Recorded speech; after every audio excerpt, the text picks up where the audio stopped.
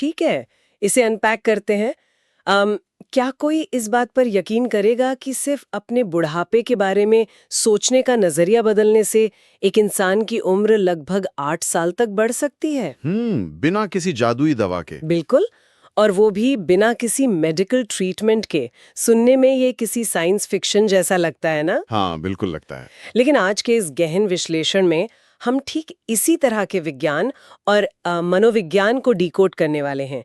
क्योंकि देखिए, हम सब ने जीवन में कभी ना कभी कोई नई आदत शुरू करने की कोशिश की है। सही कहा, हर किसी ने की है। शायद अचानक से तय किया हो कि बस अब से रोज सुबह 5 बजे उठना है। शुरुआत में तो बड़ा जोश होता है, लेकिन कुछ ही दिनों में वो सारा मोटिवेशन गायब हो जाता है और पुरानी रूटीन वापस आ जाती है। और इंसान वहीं वापस पहुंच जाता है जहां से शुरू किया था। हाँ, तो आज की हमारी इस चर्चा का मिशन यही समझना है कि असल में इंसानी दिमाग कैसे काम करता है। हम आदतों के उस विज्ञान पर बात करेंगे जो बताता है कि कैसे छोटे छोटे बदलाव किसी भी इंसान के जीवन को पूरी तरह से बदल सकते हैं।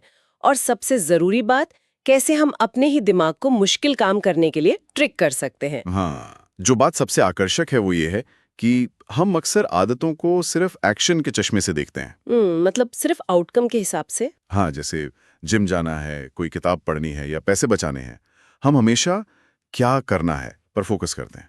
लेकिन मजेदार बात यह है कि सिर्फ जानकारी इकट्ठा करने से कुछ नहीं होता। राइट। जब तक हम ये न समझे कि उसके पीछे का क्यों और कैसे क्या है। अगर इंसान अपनी न्यूरोलॉजिकल सिस्टम और मनोविज्ञान की मूल बातों को समझ ले तो अच्छी आदतें बनाना और बुरी आदतों को छोड़ना कोई जंग नहीं रह जाती। बिल्कुल, कोई रोज की जंग नहीं रह जाती, बल्कि एक बहुत ही स्वाभाविक प्रक्रिया बन जाती है।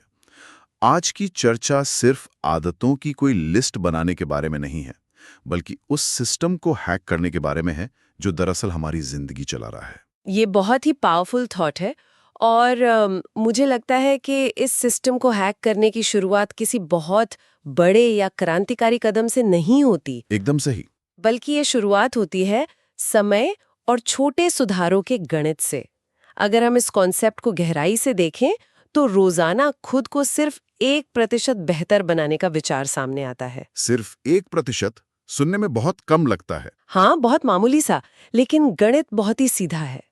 अगर कोई इंसान हर दिन खुद में सिर्फ 1% का सुधार करता है तो 1 साल के अंत में वो 37.2 गुना बेहतर बन सकता है। 37 गुना? हाँ, और इसके ठीक उलट, अगर कोई गलत दिशा में हर दिन 1% की गिरावट करता है तो वो 1 साल में लगभग 0 पर आ गिरेगा, मतलब 0.03 पर। ये तो पूरी तरह खत्म होने वाली बात है। राइट। और यह मुझे सीधे तौर पर फाइनेंस की दुनिया की याद दिलाता है। मतलब जैसे बैंक में रखा पैसा कंपाउंड इंटरेस्ट से बढ़ता है ना, वैसे ही आदतें भी कंपाउंडिंग ऑफ सेल्फ इम्प्रूवमेंट है। समय उस इंसान का सबसे बड़ा दोस्त बन जाता है जो सही दिशा में जा रहा है। ये फाइनेंस वाली एनालॉजी बहुत ही सटीक है। मैं कहूंगा कि अगर हम इसका कोई वास्तविक उदाहरण देखना चाहें तो ब्रिटिश साइकिलिंग टीम की कहानी से बेहतर कुछ नहीं हो सकता। वो डेव ब्रेल्सफोर्ड वाली कहानी। हाँ, बिल्कुल वही। जरा सोचिए, एक ऐसी टीम जिसका पिछले 100 सालों का इतिहास इतना साधारण था कि उन्होंने केवल एक ओलंपिक गोल्ड मेडल जीता था, बस एक। 100 सालों में सिर्फ एक। हाँ, फिर 2003 में डेव ब्रेल्सफोर्ड उनके नए कोच बने। अब जब कोई नया कोच आता है तो लोग क्या उम्मीद करते हैं? यही कि वो पूरी ट्रेनिंग बदल देगा या शायद नए नियम लाएगा। बिल्कुल, कि वो नई साइकिलें लाएगा या कोई बहुत बड़ा बदलाव करेगा। लेकिन ब्रेल्सफोर्ड ने ऐसा कुछ नहीं किया। उन्होंने मार्जिनल गेन्स यानी बहुत छोटे छोटे फायदों की थ्योरी अपनाई। तो उन्होंने असल में किया क्या? क्या ट्रेनिंग के घंटे बढ़ा दिए? नहीं नहीं, उन्होंने उन जगहों पर 1% का सुधार किया जहां कोई सोच भी नहीं सकता था। मतलब उन्होंने साइकिल के टायर की ग्रिप को थोड़ा और बेहतर बनाया, साइकिल की सीट को थोड़ा और आरामदायक किया ताकि एथलीट थके नहीं। अच्छा, छोटे बदलाव। हाँ, यहां तक कि उन्होंने रेसिंग सूट के फैब्रिक को बदला, एथलीट्स के सोने के गद्दे बदले, और सबसे हैरान करने वाली बात बताऊं? हाँ, बताइए। उन्होंने एक सर्जन को बुलवाकर खिलाड़ियों को हाथ धोने का सही तरीका सिखाया। 1 मिनट, हाथ धोने का तरीका? हाँ, ताकि वे बीमार न पड़ें। अरे, कोई भी एथलीट तो यही सोचेगा कि भाई मुझे पेडल मारना सिखाओ, हाथ धोना क्यों सिखा रहे हो? इसका साइकिलिंग से क्या लेना देना? पहली नजर में तो ये बिल्कुल बेतुका लगता है, लेकिन जब आप इन सैकड़ों छोटे छोटे 1% सुधारों को एक साथ जोड़ते हैं तो वो कंपाउंडिंग का जादू बन जाता है। तो इसका नतीजा क्या निकला? नतीजा ये रहा कि इसी टीम ने डेव के आने के बाद अगले 10 सालों के भीतर 62 ओलंपिक गोल्ड मेडल और 5 टूर डी फ्रांस खिताब जीते। 62 गोल्ड मेडल, ये सच में दिमाग हिला देने वाला है। ये रातों रात नहीं हुआ था, ये उस 1% की ताकत थी। वाओ। लेकिन ये मेरे मन में एक बहुत ही चुनौती भरा सवाल भी खड़ा कर रहा है। पूछिए। अगर 1% सुधार करना इतना ही आसान है और इसके नतीजे इतने शानदार हैं, तो लोग इसे बनाए क्यों नहीं रख पाते? मतलब लोग कुछ दिन जिम जाते हैं या डाइटिंग करते हैं और फिर छोड़ देते हैं। ये बहुत आम बात है। क्या इसका कारण ये है कि सारा ध्यान सिर्फ नतीजे पर होता है? जैसे किसी ने सोच लिया कि मुझे 10 किलो वजन कम करना है और बस इसी आउटकम पर अटके रहें। क्या लोग अपनी आइडेंटिटी पर काम नहीं करते? आप बिल्कुल सही नस पकड़ रही हैं। अगर हम मनोविज्ञान की गहराई में जाएं तो व्यवहार बदलने के 3 स्तर होते हैं। अच्छा, कौन कौन से? पहला है आउटकम यानी नतीजा, दूसरा है प्रोसेस यानी प्रक्रिया, और तीसरा सबसे गहरा स्तर है आइडेंटिटी यानी पहचान।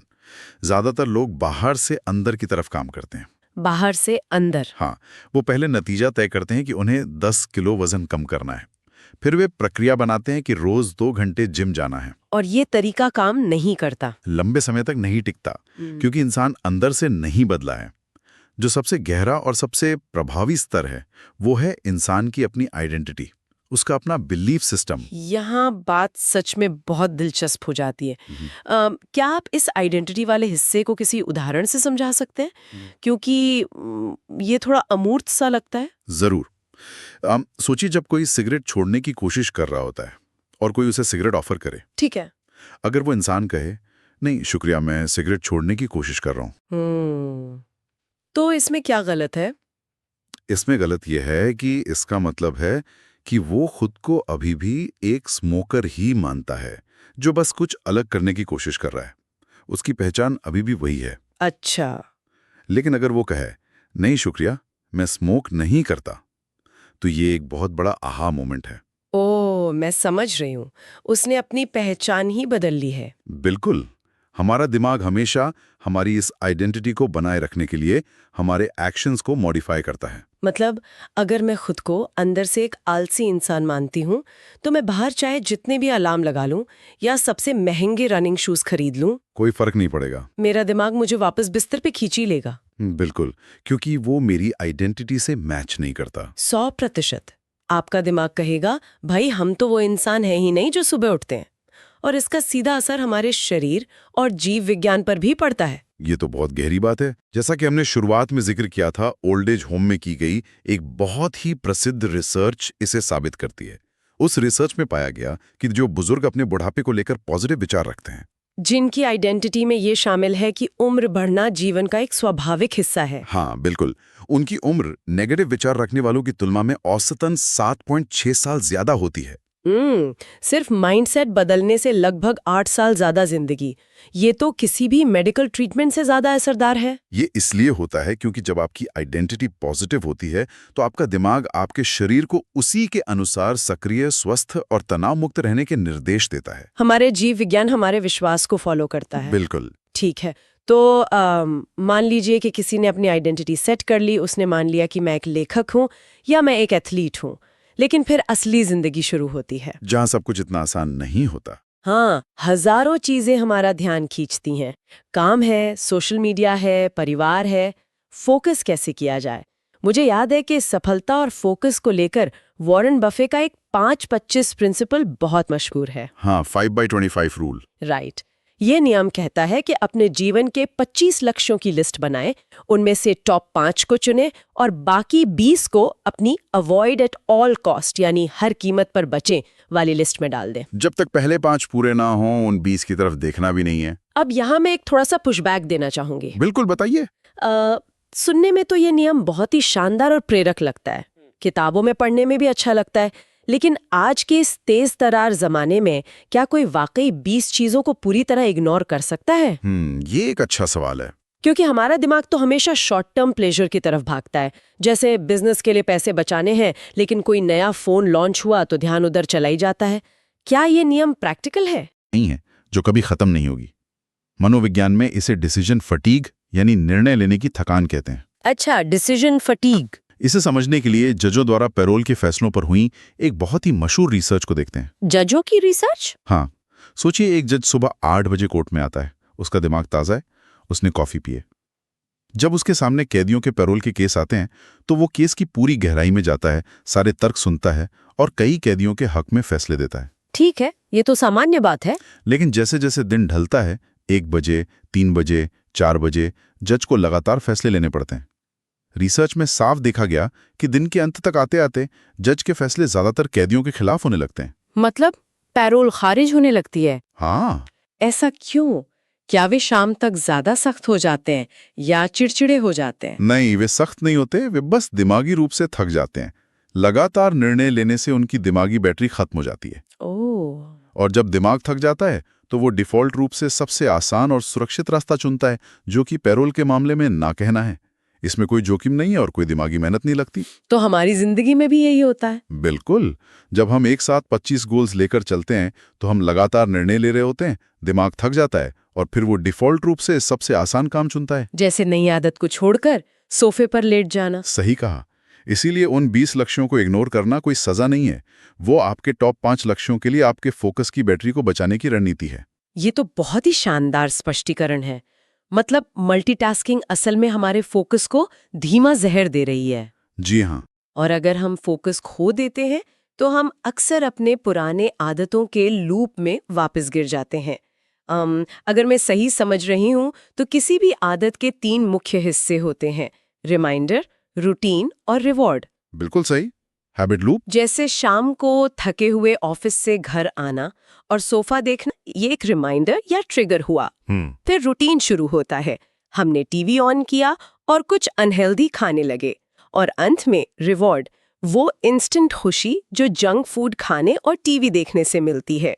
और क्योंकि बुरी आदतों का रिवॉर्ड तुरंत मिलता है, इसलिए हमारा दिमाग इस लूप को बहुत तेजी से अपना लेता है। तो इससे तोड़ा कैसे जाए? यहीं पर ज्यादातर लोग गलती करते हैं। वे इस लूप को तोड़ने के लिए अपनी इच्छा शक्ति यानी विल पावर का इस्तेमाल करते हैं, जो कि शाम तक वैसे ही खत्म हो चुकी होती है। बिल्कुल। वे सोफे पर बैठते हैं, टीवी ऑन करते हैं और फिर खुद से कहते हैं, मुझे आज जंक फूड नहीं खाना है। लेकिन डिसीजन फटीग की वजह से वो हार मान लेते हैं। तो फिर सबसे प्रभावी तरीका क्या है? सबसे प्रभावी तरीका यह है कि उस लूप के पहले हिस्से को ही खत्म कर दिया जाए, यानी रिमाइंडर को, ट्रिगर को ही हटा दे। हाँ, अगर शाम को सोफे पर बैठकर टीवी देखने से जंक फूड खाने की तलब उठती है तो घर आते ही टीवी वाले कमरे में जाना ही बंद कर दें। उसकी जगह कुछ और करें। हाँ, उसकी जगह शाम को घर आते ही सीधे वॉक पर जाने का नियम बना लें। रिमाइंडर गायब तो आदत का लूप अपने आप टूट जाएगा। ये बहुत लॉजिकल है। और अच्छी आदतों को शुरू करने के लिए कॉकटेल हैबिट या हैबिट स्टैकिंग का कॉन्सेप्ट भी तो बहुत कारगर है। हाँ बिल्कुल। इसमें हम एक नई आदत को किसी ऐसी पुरानी आदत के साथ जोड़ देते हैं जो पहले से ही हमारे जीवन में मजबूती से स्थापित है। जैसे अगर दौड़ने जाने की नई आदत डालनी है तो ऑफिस से घर आते ही अपने जूते उतारने के बजाय सीधे दौड़ने वाले जूते पहन लेना। घर आना खुद ब खुद जूते पहनने का ट्रिगर बन जाता है। राइट, लेकिन एक मिनट रुकिए, जूते पहन भी लिए फिर भी इंसान का दिमाग तो बहुत चालाक होता है। वो कैसे? मतलब मन में आएगा कि यार आज बहुत थकान है, आज नहीं दौड़ते। यहीं पर वो शुरुआत का घर्षण या फ्रिक्शन सबसे बड़ी दीवार बनकर खड़ा हो जाता है। सही कहा। और इसी दीवार को तोड़ने के लिए मनोविज्ञान का सबसे शक्तिशाली हथियार इस्तेमाल किया जाता है, 2 मिनट का नियम। 2 मिनट का नियम। ये नियम कहता है कि किसी भी मुश्किल काम या नई आदत को इतना आसान बना दें कि उसे शुरू करने में सिर्फ और सिर्फ 2 मिनट लगें। सिर्फ 2 मिनट? हाँ, अगर लक्ष्य एक पूरी किताब पढ़ने का है तो खुद से कहें कि मुझे रोज सिर्फ 1 पेज पढ़ना है। अच्छा। अगर मैराथन दौड़नी है तो लक्ष्य ये होना चाहिए कि मुझे रोज सिर्फ अपने दौड़ने वाले जूते पहनकर 2 मिनट के लिए दरवाजे के बाहर खड़ा होना है। अब यहाँ मुझे थोड़ा संदेह हो रहा है। बताइए, क्या संदेह है? ये ऐसा है जैसे आप पूल के ठंडे पानी में सीधे कूदने के बजाय सिर्फ अपना पैर पानी में डालते हैं। लेकिन मेरा दिमाग कोई बेवकूफ थोड़ी है। मतलब मुझे अंदर से पता है कि 1 पेज पढ़ने के बाद अंततः मुझे पूरी की पूरी किताब ही पढ़नी है, या 2 मिनट बाहर खड़े होने का असली मकसद 5 किलोमीटर दौड़ना है, तो क्या मेरा दिमाग बस 2 मिनट की बात सुनकर मान जाएगा? क्या ये ट्रिक वाकई काम करती है? ये बहुत ही स्वाभाविक संदेह है, लेकिन अगर हम इसे न्यूरोलॉजिकल स्तर पर देखें तो हमारा दिमाग काम से नहीं डरता, वो काम शुरू करने के विचार से डरता है। विचार से? हाँ, भौतिकी में जैसे एक्टिवेशन एनर्जी होती है, किसी रुकी हुई चीज को धकेलने में सबसे ज्यादा ताकत लगती है, लेकिन एक बार जब वो लुढ़कने लगती है तो आसान हो जाती है। ये बात तो है। दिमाग भी शुरुआती घर्षण को सबसे बड़े खतरे के रूप में देखता है। 5 किलोमीटर दौड़ने का विचार बहुत भारी लगता है। हाँ, सुनकर ही थकान हो जाती है। बिल्कुल। लेकिन जब आप दिमाग से ईमानदारी से कहते हैं कि मुझे सिर्फ 2 मिनट के लिए जूते पहनना है, तो आप उस घर्षण को शून्य कर देते हैं। और मजेदार बात यह है कि इंसान को असली मोटिवेशन काम शुरू करने से पहले कभी नहीं आती। तो कब आती है? मोटिवेशन हमेशा काम शुरू करने के बाद आती है। अच्छा, मतलब जब हम एक बार मोशन में आ जाते हैं तो जड़ता और डोपामिन बाकी का काम संभाल लेते हैं। ठीक यही होता है। जब कोई काम 2 मिनट के लिए लगातार कुछ हफ्तों तक किया जाता है तो दिमाग उसे एक रिचुअल या नियम की तरह दर्ज कर लेता है। वो एक न्यूरल पाथवे बन जाता है। मतलब फिर सोचना नहीं पड़ता। एकदम सही। एक बार जब रिचुअल स्थापित हो जाता है तो इंसान को सोचना नहीं पड़ता। आप सिर्फ जूते पहनने का रिचुअल बना रहे थे, लेकिन एक बार जूते पहनकर आप बाहर निकल गए तो 90% चांस है कि आप वॉक पर चले ही जाएंगे, क्योंकि वापस जूते उतारकर अंदर आना ज्यादा अजीब लगेगा। बिल्कुल। ये कमाल का नजरिया है। और कुछ आदतें तो ऐसी होती हैं जो सिर्फ एक बदलाव नहीं लाती, बल्कि पूरे जीवन को ही एक नई दिशा दे देती हैं। आप कीस्टोन हैबिट्स की बात कर रही हैं। पत्थर होता है जिस पर पूरी इमारत का ढांचा टिका होता है। अगर वो पत्थर हटा दें तो सब गिर जाएगा। सही कहा। जीवन में सुबह उठकर सबसे पहले अपना बिस्तर ठीक करना, यानी बेड मेकिंग, एक ऐसी ही कीस्टोन हैबिट है। ये सुनने में कितना मामूली लगता है ना? हाँ, कोई भी सोचेगा कि बिस्तर ठीक करने से जिंदगी कैसे बदल सकती है। राइट। लेकिन मनोविज्ञान बताता है कि ये एक ऐसा काम है जो पूरे दिन के लिए आपके दिमाग में कॉन्फिडेंस सेट करता है। दिन का पहला काम पूरा करने का एहसास आपको दिन भर के अन्य मुश्किल कामों को पूरा करने की प्रेरणा देता है। और रात को वापस एक साफ व्यवस्थित बिस्तर पर सोने से नींद की क्वालिटी भी तो बेहतर होती है। बिल्कुल। एक्सरसाइज, ध्यान या घर पर कुकिंग करना भी ऐसी ही कीस्टोन हैबिट्स हैं जो एक डोमिनो इफेक्ट पैदा करती हैं। हाँ, आप बस एक अच्छी आदत का डोमिनो गिराते हैं और बिना ज्यादा दिमागी मेहनत किए दूसरी अच्छी आदतें अपने आप उसके पीछे पीछे गिरने लगती हैं। एक तीर से 2 शिकार। बिल्कुल। जो इंसान रोज एक्सरसाइज करने लगता है वो अपने आप जंक फूड खाने से बचने लगता है, क्योंकि उसे अपनी मेहनत खराब नहीं करनी होती। राइट। लेकिन यहाँ एक बहुत बड़ी सच्चाई भी है। आदत शुरू करना एक बात है, उसे महीनों और सालों तक बनाए रखना बिल्कुल अलग खेल है। इंसान रोज मोटिवेटेड महसूस नहीं कर सकता। हाँ, इंसान मशीन तो है नहीं। तो जब मोटिवेशन खत्म हो जाए तब क्या काम आता है? क्या यहीं पर कमिटमेंट और हमारे आसपास के माहौल की भूमिका शुरू होती है? 100%। इसके लिए 2 बहुत ही कारगर मनोवैज्ञानिक तकनीकें हैं। वो क्या है? पहली है प्री कमिटमेंट। इसका मतलब है भविष्य के अपने एक्शंस को आज ही लॉक कर देना। जैसे आज ही ये तय कर लेना और किसी दोस्त से बोल देना कि मैं कल शाम 6 बजे अपनी रनिंग किट में जिम में मिलूंगा। अच्छा, तो आपने अपने भविष्य के आलस्य के लिए कोई रास्ता ही नहीं छोड़ा। बिल्कुल। और दूसरी टेक्निक है इम्प्लीमेंटेशन इंटेंशन। ये आदत को एक बहुत ही स्पष्ट सिचुएशन के साथ टैग कर देती है। मतलब? जैसे सिर्फ ये मत सोचिए कि मैं पैसे बचाऊंगा, ये बहुत अस्पष्ट है। हाँ, ये तो कोई नहीं कह देता है। इसकी जगह कहिए, जब भी मैं अपने वॉलेट से पैसे निकालूंगा मैं उसे तुरंत अपनी डायरी में नोट करूंगा। आपने कब, कहां और क्या को फिक्स कर दिया। इससे निर्णय लेने की जरूरत ही खत्म हो गई। और हमने पहले ही देखा है कि निर्णय लेने से दिमाग थकता है। ये तो ठीक है, लेकिन सोचिए हम आज के डिजिटल युग में जी रहे हैं, जहां एक क्लिक पर फास्ट फूड घर आ जाता है, एक क्लिक पर हजारों फिल्में हाजिर हैं। और सोशल मीडिया स्क्रॉल करने की कोई सीमा ही नहीं है। हाँ, तो क्या ऐसे में एनवायरनमेंट डिजाइन, यानी अपने आसपास का माहौल तैयार करना, हमारा सबसे बड़ा हथियार नहीं है? क्या हम इंसान अक्सर अपनी इच्छा शक्ति पर कुछ ज्यादा ही भरोसा करने की गलती कर बैठते हैं और फिर फेल हो जाते हैं? ये एक बहुत ही गंभीर और महत्वपूर्ण सवाल खड़ा करता है। सच्चाई यही है कि हम अपनी इच्छा शक्ति को बहुत ज्यादा आंकते हैं। इंसान का दिमाग बाय डिफॉल्ट आलसी होता है। ये इवोल्यूशन का हिस्सा है। दिमाग हमेशा ऊर्जा बचाना चाहता है और सबसे कम मेहनत वाला रास्ता खोजता है। तो एनवायरनमेंट डिजाइन इसमें कैसे मदद करता है? एनवायरनमेंट डिजाइन का सिद्धांत कहता है कि इस प्राकृतिक आलस्य से लड़ने के बजाय इसका इस्तेमाल अपने फायदे के लिए करें। वो कैसे? बुरी आदतों को इतना मुश्किल बना दें कि आपका अपना आलस्य ही आपको वो काम करने से रोक दे।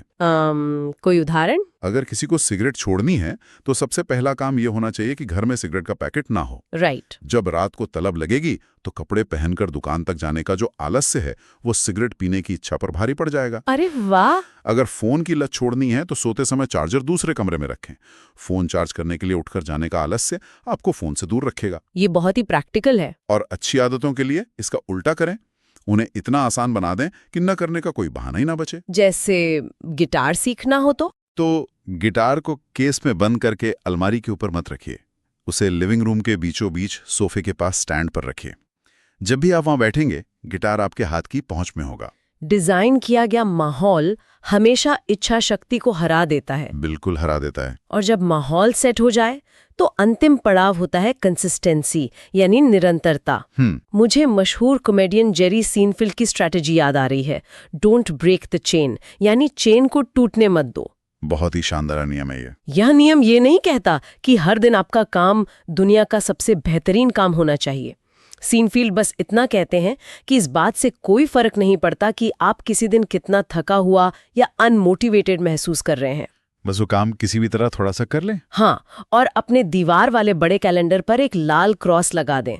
बस उस चेन को टूटने न दें। यहाँ परफेक्शन पर प्रोग्रेस को तरजीह देने की बात है।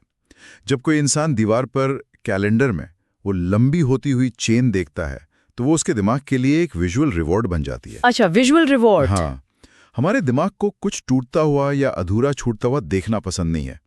वो उस चेन को तोड़ने के दर्द से बचना चाहता है।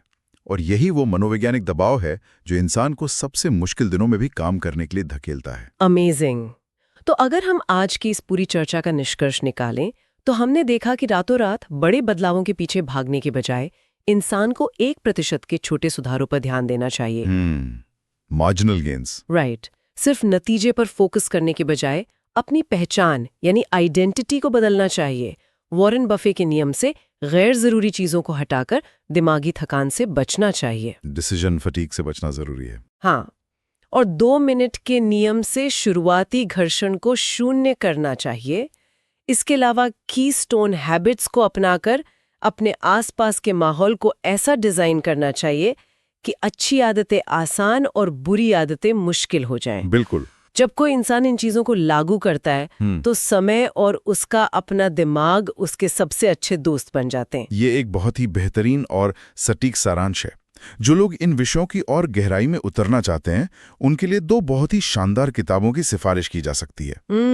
कौन सी किताबें? पहली है माइकल जॉनसन विलियम्स की ब्रीथ, जो इस बात पर रोशनी डालती है कि कैसे सांस लेने और सोने जैसे हमारे सबसे बुनियादी शारीरिक कामों में छोटे छोटे बदलाव करके हम अपने जीवन की ऊर्जा को पूरी तरह बदल सकते हैं। बुनियादी बदलाव। और दूसरी किताब है फर्स्ट थिंग्स फर्स्ट, जो जीवन की प्राथमिकताओं को सेट करने और फोकस बनाए रखने के लिए एक बेहतरीन गाइड है। ये दोनों ही किताबें आज की हमारी इस चर्चा को और भी मजबूत परिप्रेक्ष्य देती हैं। विदा लेने से पहले मैं एक अंतिम विचार सामने रखना चाहता हूँ। जी बिल्कुल। इस पर गौर कीजिएगा।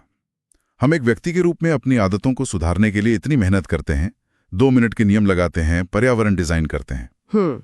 लेकिन जरा सोचिए, क्या आज की पूरी डिजिटल अर्थव्यवस्था, सोशल मीडिया प्लेटफॉर्म्स और हमारे स्मार्टफोन के ऐप्स जानबूझकर इस तरह डिजाइन नहीं किए गए हैं कि वे हमारी सबसे बुरी आदतों के रिमाइंडर और रिवॉर्ड लूप को ट्रिगर करते रहें? ओह, ये तो सच है। उनकी पूरी बिजनेस फिलॉसफी ही इसी न्यूरोलॉजी पर टिकी है। जब एक इंसान का ध्यान यानी अटेंशन किसी और के अरबों की कमाई का मुख्य जरिया बन चुका हो तो अपनी आदतों पर वापस कंट्रोल पाना सिर्फ एक सेल्फ हेल्प गोल नहीं रह जाता। तो फिर क्या बन जाता है? ये वास्तव में अपनी आजादी और अपना समय वापस पाने की एक बड़ी लड़ाई बन जाती है। इस पर जरूर विचार कीजिएगा। क्या बात है। ये वाकई एक ऐसा विचार है जो लंबे समय तक सोचने पर मजबूर करेगा। अपनी आदतों पर नियंत्रण पाना असल में अपनी आजादी वापस पाना है। बिल्कुल। तो आज के इस विश्लेषण में बस इतना ही। निष्कर्ष ये है कि जब भी इंसान कुछ नया शुरू करने की सोचे तो उसे पहाड़ चढ़ने के बारे में नहीं सोचना चाहिए, बल्कि सिर्फ अगले 2 मिनट के लिए अपने जूते पहनने पर फोकस करना चाहिए। इस यात्रा में हमारे साथ जुड़ने के लिए बहुत